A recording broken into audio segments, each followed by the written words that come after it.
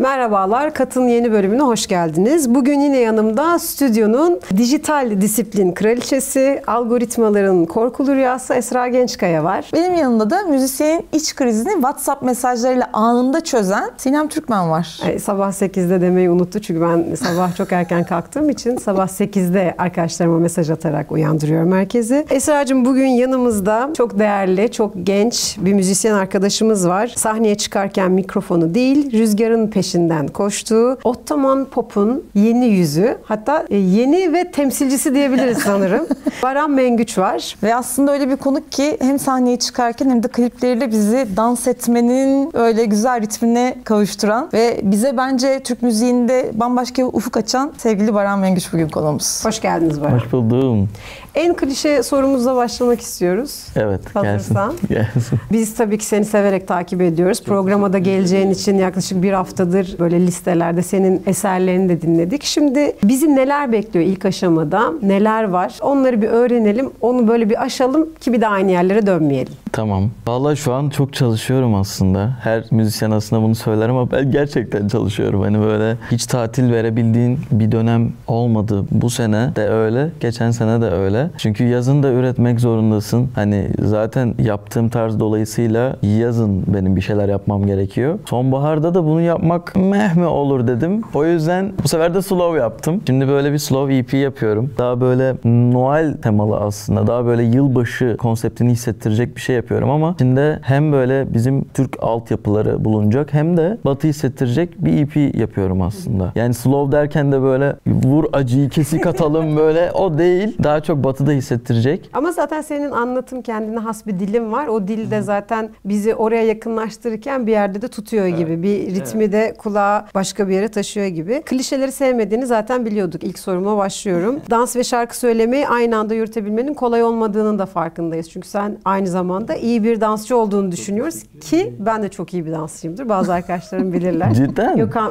Gökhan Bey de bilir. Sabahları ben danslarımla ünlüyümdür. Bu latifesini yapıyorum ama bu kadar ciddi almış olmam beni mutlu etti. Sahneye çıkmadan önce kendini nasıl hazırlıyorsun? Yani kendine özgü ritüellerin var mı senin de? Yani bundan önce bir tane sahne deneyimim oldu. Daha sahneleri başlatmadım ben. Önümüzdeki dönemlerde başlatacağım. Ama bir tane sahne deneyimim oldu. Orada da ya bir ritüelim yoktu aslında.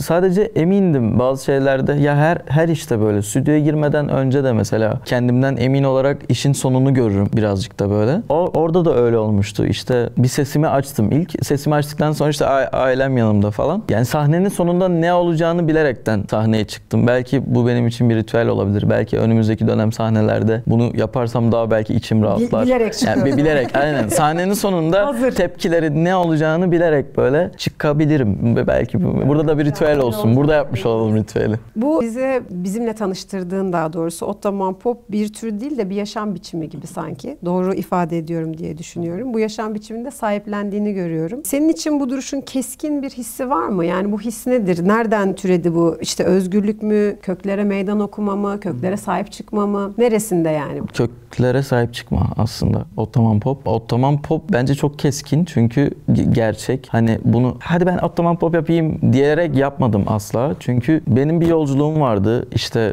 ilk 3 şarkım mesela benim yapmak istediğim, olmak istediğim kişiydi. Ama olduğum kişi değildi. Yani bunların arasındaki o çizgiyi bilmiyorum tam anlatabildim mi ama bir yerde tıkanıyordum. Hani olmak istediğim bir karakter var. Dans etmek isteyen bir çocuk var. Aynı zamanda şarkı söylemek isteyen bir çocuk var. Ama işte R&B yapıyordum mesela. Sonra dedim ki sadece o da değilim ben. Ya arabesk yapsam o da değilim ben. Pop yapsam o da değilim ben. Hiçbir şey kendime ait hissedememe durumu yaşıyordum ben kendi içimde. Sonrasında o dönem böyle buhranlı bir dönemdi. Birazcık özüme döndüm ben. Dedim ki hani ben kimim diye sorguladığım bir dönem yani bu dönem benim. O dönemde hissettiğim şeyler daha çok çocuklama götürdü beni. Hani çocukluğunda neydin, şu an ne oldun, nereye gidiyor olay diye düşünürken ben özümde buldum kendimi. Roman kültüründe buldum kendimi. İşte babadan aldığım, dededen aldığım nasihatler işte yani babama bakıyorum sonra onun babasına bakıyorum sonra bir şeyler çakmaya başladı bende. Dedim ki dededen geliyor bu olay. Dedeme de avare yaşar derlerdi rahmetli. Sürekli böyle bohçasını alıp çıkarmış. Her yeri gezermiş böyle şapkası varmış. Aynı zamanda zaten cümbüş çalıyordu dedem. Babam da onun yanında ritim çalıyordu. Yani öyle dededen gelen bir durum var. Ben dedemle çok fazla vakit geçirdim küçükken. Hani cümbüş çalardı, ben dans ederdim. İşte o sıra babaannem ona dans ediyor, bir şey yapıyor. Böyle bir samimi bir aile var yani ve aile bireylerimin, akrabalarımın her biri müzikle uğraşıyor. Direkt onun içinde büyüdüm aslında. Sonra kendi kendime şey oldum. Kesinlikle köklerimden kopmamam lazım benim ve birazcık da bunun temsilcisi olmam gerekiyor. Sanki yani içime öyle doğdu ve şey dedim, hani bir müzik yapıyorsam kesinlikle buna varyasyonlar ekleyip değişik bir füzyon ortaya koymam gerekiyor hissiyatına kapılmıştım. Sonra dedim ki kendi kültürümdeki ritimlerle Batı müziğini veya dünyanın her bir yanından hangi müzik tarzı olursa olsun bir noktada her birinle kendi müziğimi birleştirmem gerekiyor hissiyatına kapılıp direkt Ottoman Pop ortaya çıktı aslında. Harika. Yani önümüzdeki dönemlerde de atıyorum işte belli başlı hangi kıtalara değinirim bilmem ama her kıtadan, her müzik tarzında kendi müziğimi birleştirmek istiyorum yani. Çok iyi. Çok güzel. Dinleyiciyle bağ kurarken sosyal medyayı bir oyun alanı olarak kullanıyor musun? Kullanıyorum. Buradaki görmüş olduğumuz Baran gerçek Baran mı? Bazen evet, bazen hayır. Yani bilmiyorum, bazen ben de her gün yeni bir ben olarak uyandığım için ve ben de bilmiyorum ki. Falan. Bugün Baran ben. Bugün Baran'ım, bazen Baranik olurum, bazen Baran Mengüç olurum. Onu bilmiyorum ne olacağını. Ben de aslında yani yaşayarak öğreniyorum diyebilirim. Hani ben şu an buyum. Yani belki yarın hiç kendim gibi davranmak istemeyeceğim ve başkası gibi davranmak isteyeceğim. Hani başkası gibi dediğimde bazen böyle idolün gibi davranırsın ya, bazen bana oluyor. Atıyorum yarın aşırı gibi davranmak istiyorum ya, belki süperstar gibi davranmak istiyorum. Olabiliyor yani. Peki böyle geriye dönüp baktığında böyle kendi şeyini yaptı, kendini stalkladığında ya niye böyle bir şey yapmışım diyor musun, yoksa hep bununla ben hep mutlu diyorum mu ki, oluyorsun? hep diyorum yani, hani bazı zamanlar oluyor diyorum ki ya bunu söylemeye de gerek yokmuş yani. Bazı zamanlar oluyor iyi ki de iyi ki de konuşmuşum dediğim de oluyor. Yani beni ben yapan şeyler hatalarla, doğrularla ya bir şekilde öyle olabilmeyi seviyorum aslında. Kusursuz olabilmek istemem. Aslında sosyal medyada kendi içinde bir dijital müze ya. Şimdi şöyle bir soru var hazırladığımız. Böyle bir ilerleyen zamanlar için seni arşivleyen bir müze olsa, burada vitrinde hangi üç nesne seni tam olarak anlatırdı? Halı. Cümbüş falan. Türk desenli halı olabilir bu arada. Türk desenli halı bence kesinlikle. Çünkü ne olursa olsun kaçamıyorum ondan. Alaaddin'in o şeyi gibi oldu bende o. Kaçamıyorum ama bir klip oluyor. Ya kullanmak istemesem bile bir şekilde orada gözüküyor o yani ve artık benimle bağdaştı gibi oldu o. Türk desenli kesinlikle halı olabilir bence. Cümbüş bence zaten her şeyin başlangıcı olduğu için bir şekilde taşıyan şey cümbüş olabilir. Bir de bence bazen böyle bilmiyorum çok rastlamadım ama atıyorum bir müze kum taneleri olabilir, böyle kum.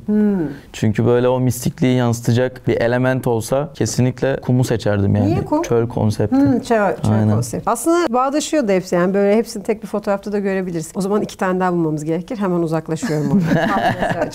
Müziğe başladığından beri bu engeli aşamazsam müziği bırakırım dediğin bir an oldu mu? Ya da o bariyeri aşarken böyle bir sorunu fark ettin. O bariyeri aşarken en çok hangi özelliğini fark ettin, keşfettin? Sabır büyük ihtimal. Ben sabırsız biriyim normalde. Belli başlı sorunlar yaşadığım dönemlerde şey hissetmiştim. Hani gerçekten bunları aşabilirsem herhalde hayatımda gerçekten sabırlı bir insan olduğumu kendime kanıtlarım herhalde yani. O kesinlikle sabır yani. Müzik değil de sanat özellikle yani günümüzün anlayışıyla çok fazla sabırlı, çok inançlı, çok her şeyin arkasında duran, istikrarlı olunması gereken bir şey. Yani bu herkesin yaşadığı aslında hepimiz için, ama gerçekten sabır çok belirleyici bir Kesinlikle. şey. Hepimiz aynı virajlardan Evet geçiyoruz. işte hele ki müzikte. Sektörün içinde sabır çok önemli. Çok önemli ya. Yani bilmiyorum, bence daha fazla önüme tabii ki Allah korusun çok önemli engeller çıkmasın ama belki şu an sabırlıyım diyorum, daha çok sabrımı sınayacak şeyler olacak. Belki daha çok öğrenmem gerekecek falan. O yüzden kesinlikle sabrın bir çıkacaktır.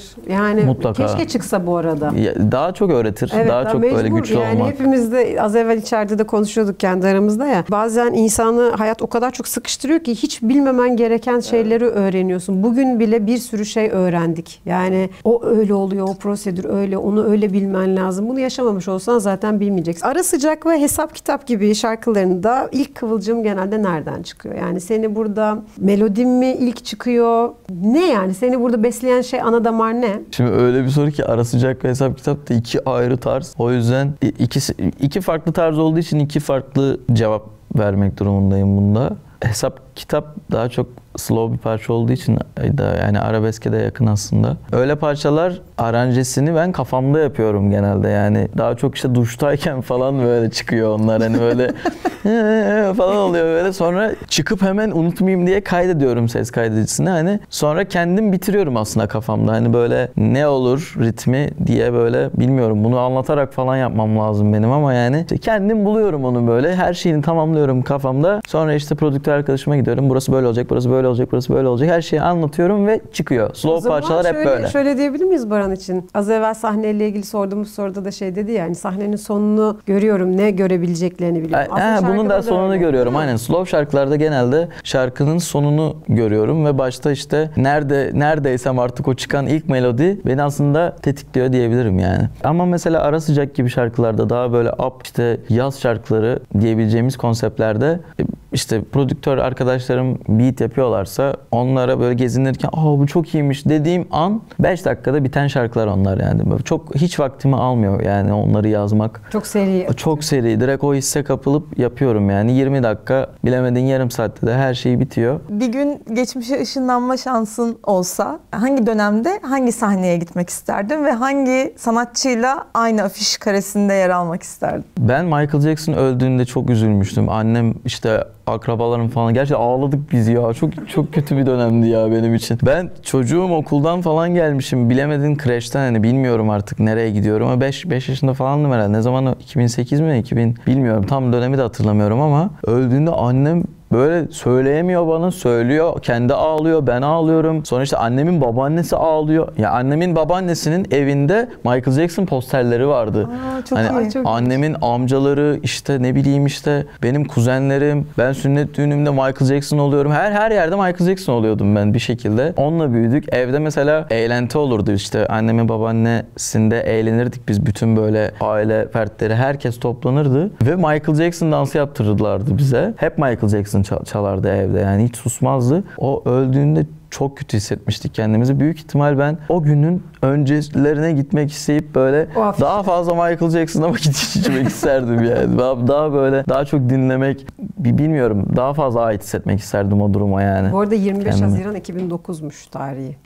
Ben de Barış Manço vefat ettiğinde çok ağlamıştım. Mektuplar yazmıştım. Hala duruyor galiba evdeki sandıklardan bir tane. Resmini falan çizmiştim. İnsanı çok derinden etkiliyor Benim de gerçekten. Kazım Koyuncu. Kazım Koyuncu'da da öyle olmuştu. Yani çok kötü olmuştum Kazım Koyuncu'da. Çok tuhaf bir aidiyet hissi değil mi? Evet. İlginç, evet. Tabii ki senin babanın sanatçı olması ayrı bir durum ve senin yolunu bambaşka bir yere taşıyan da seni besleyen kademelerden bir tanesi ama 80'lerle 90'lardan böyle mirasçı bir sanatçı olmak aslında hem avantajlı hem de bir anlamda da yük bildiğimiz kadarıyla, tahmin ettiğimiz kadarıyla. Sen bu durumu nasıl kendi içinde avantajlı ya da dezavantajlı hissettiğin durumlar yaşıyorsun? Yaşıyor musun ya da? Baba dolayısıyla mı? Aha. Yani baba dolayısıyla ya da herhangi bir örneklem üzerinden de olabilir. Biz bunu işte tiyatrocu arkadaşlarımızda da çok görüyoruz. Yani işte duayen tiyatrocuların işte çocukları olup mesela Doğa Rutkay bunun en güzel örneklerinden bir tanesi bence. Çok işini yapıyor ama bir yandan da çok ciddi de bir yükü var. Ama bunu çok güzel taşıyor. Eminim onun da kendi içinde dezavantajlarını yaşadığı zamanlar olmuştur ama sen bunu nasıl değerlendiriyorsun? Sektörel bir bakışla yani. Ben daha çok avantajlarını yaşadım çünkü hani babamın kattığı şeyler şu andan itibaren değil de ben doğduğumdan itibaren gerçekleştiği için atıyorum hani ilk 2-3 yaşlarındaki benim hatırlamadığım dönemlerden böyle kasetler var. Ben bakıyorum 2 yaşında şarkı söylüyorum. 3 yaşında dans ediyorum. 4 yaşında babamla stüdyoya giriyorum. Hani böyle dönemlerden geldiğim için avantajı böyle saymakla bitmez. Zaten asla bitmez. Zaten burada bir de yani. şöyle bir virgül var galiba. Sadece bir baba figürü değil, ailenin içerisinde böyle toplu bir olay var aslında. Frekans yani. var yani. Aynen yani ben o olmasa bile aile fertleri, işte aile akrabalar her biri bir şeyle uğraşıyor. Ben müziği görürken aynı zamanda dansı da görüyorum. Kuzenler, ya benim bütün kuzenlerim dansçı ve hani böyle onların babaları da müzisyen. Hani böyle her şey herkes bir şey yapıyor. O yüzden bundan hariç ne yapabilirdim onu da bilmiyorum. Dezavantaj bilmiyorum ya. Dezavantaj yok. Belki kendi içimde olabilir dezavantaj. O da şey hani böyle bunca zaman hani aileyi nasıl büyüttüğünü ve bir şekilde zorluklara rağmen oradan pür çıkabildiğini gördüğüm için kendim bazen atıyorum ufacık sorunlara takılabiliyorum ben. Sonra onu hatırlayıp şey oluyorum hani böyle yok ya o bunu yapmadı. Hani benim de bunu yapmamam gerekiyor olup psikolojimle savaştığım dönemler olabiliyor ama buna dezavantaj der misin? Avantaj. Yine avantaj dersem belki de yani aynen. Şimdi eskiden aslında müzisyenlere ya da sanatçılara işte eleştiriler, mektuplar yazılırdı. Dergilerin köşelerinde yazardık bizim jenerasyon. Ondan sonra Yine ama şu yaşımızı ortaya çıkartan hareketler Esra'dan. Ama şu anda sosyal medya aslında hem bir avantaj hem de bir dezavantaj durumda. Sana gelen böyle yıkıcı eleştiriler karşısında ne yapıyorsun? Yani bu seni susturuyor mu yoksa ya da besliyor mu bu eleştiriler? Bilemedim ya böyle ağzımı açamadım yani.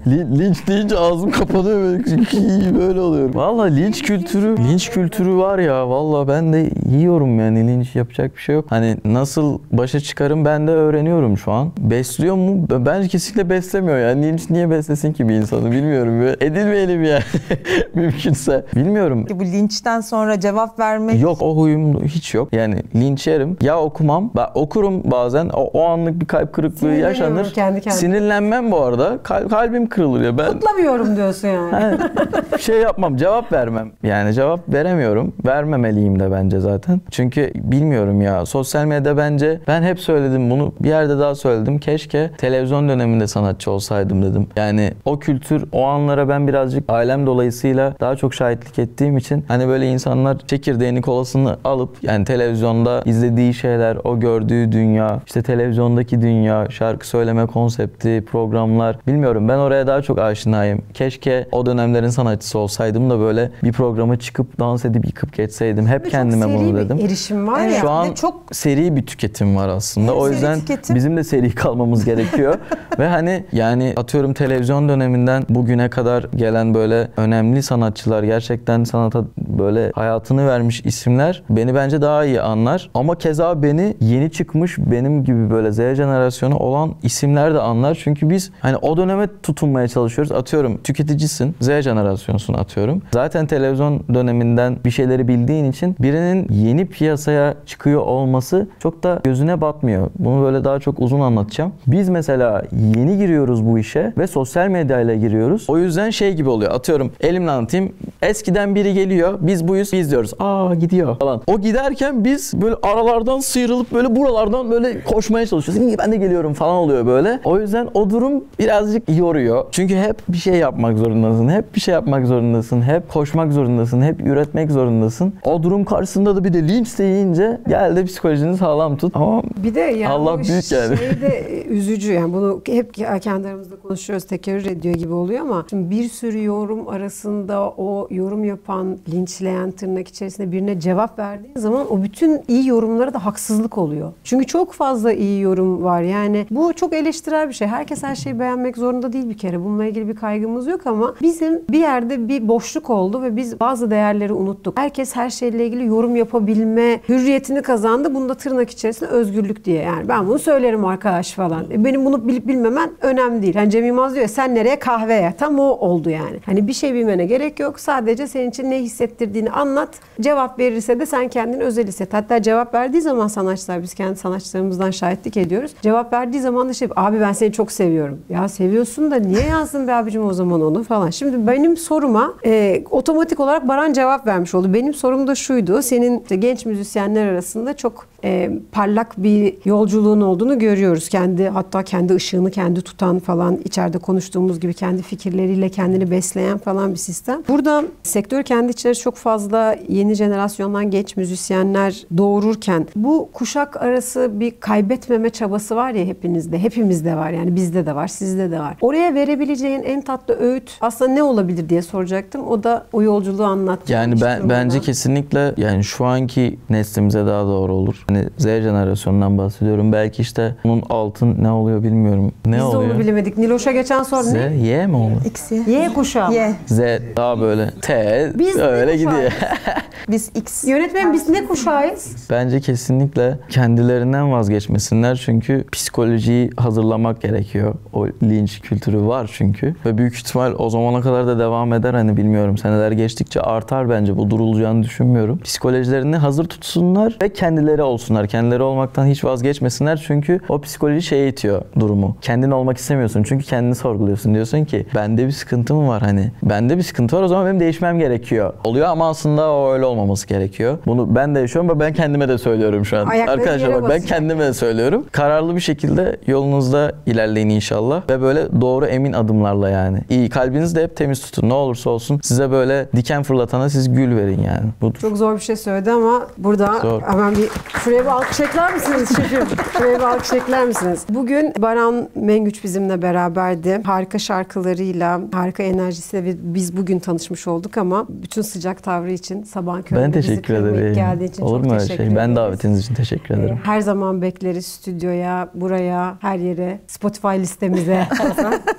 Çok önemli bu. Bunlar çok önemli arkadaşlar. Herkes o listelerine eklesin ama artık canımız sıkılmasın. Kapanış konuşması için değerli partnerim Esra Gençkaya yine programı kapatamayacağı olduğunu inancımla.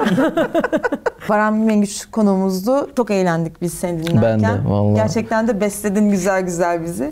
Teşekkür ederiz. Ben İyi teşekkür ki geldin. ederim. Yine nasıl kapatacağımı bilmediğim bir program sonu yaşıyorum. O yüzden çok fazla uzatmayacağım. Hala bir mottomuz yok. 3, 2, 1, kat.